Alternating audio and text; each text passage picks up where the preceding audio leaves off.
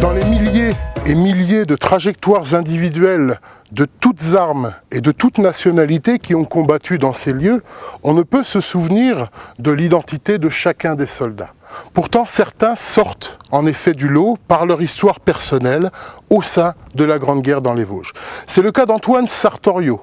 donc un simple soldat du 363e régiment d'infanterie, un des régiments du Midi, recrutement du bassin méditerranéen, Nice et alentour, donc un type du Midi qui vient combattre ici donc, pour préserver le sol vosgien de l'invasion allemande. Il est donc dans ce régiment et il est connu un tout petit peu avant la guerre comme étant sculpteur, et donc le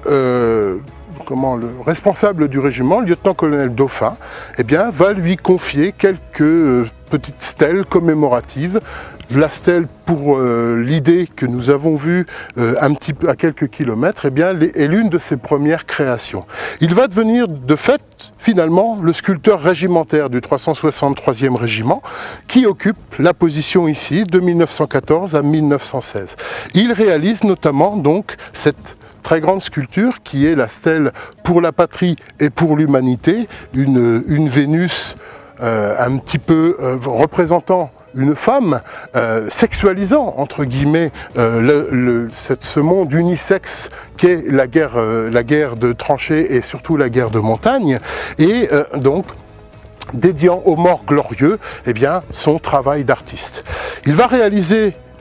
peu de temps après, juste avant de partir en 1916, également un gigantesque bas-relief représentant toutes les armes qui ont combattu, des artilleurs, des cavaliers, des fantassins bien entendu, et qui se trouve donc sous le château de Pierre-Percé dans la commune éponyme et qui a été classé d'ailleurs au monument historique. Là où ce soldat qui a un petit destin régimentaire va être aspiré, c'est qu'après donc sa période vosgienne, il va se retrouver aux ateliers de camouflage, il va donc intégrer une unité spécifique de l'armée, puis à la fin de la guerre, il va ouvrir un atelier, et là où son destin local va devenir un destin national, c'est que c'est son atelier qui va réaliser le cénotaphe de la victoire, qui va passer sous l'Arc de Triomphe dans la nuit du 13 au 14 juillet 1919, ouvrant ainsi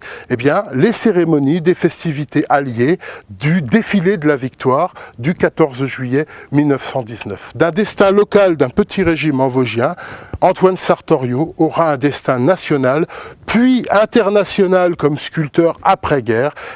Voilà, quelques trajectoires méritent en effet d'être soulignées.